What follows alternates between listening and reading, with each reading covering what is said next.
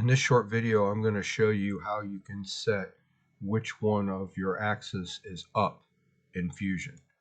By default, it wakes Y up, and in CNC milling and a lot of other machining operations and stuff that you'll do, you're going to want Z to be up.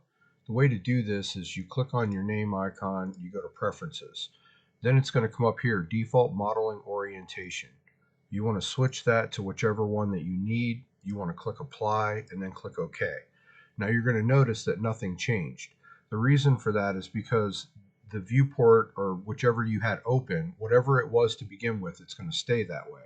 It'd be the same way if you modeled a bunch of stuff and it was Y up and then you switched it to Z up. If you go back to that model, it's still going to be Y up. So you want to make sure that this is set the way you need it to be for each file that you're working on. So now if we X out of that and it creates another untitled document, you're going to notice that Z up, whatever your preferences is, that's what it's going to be.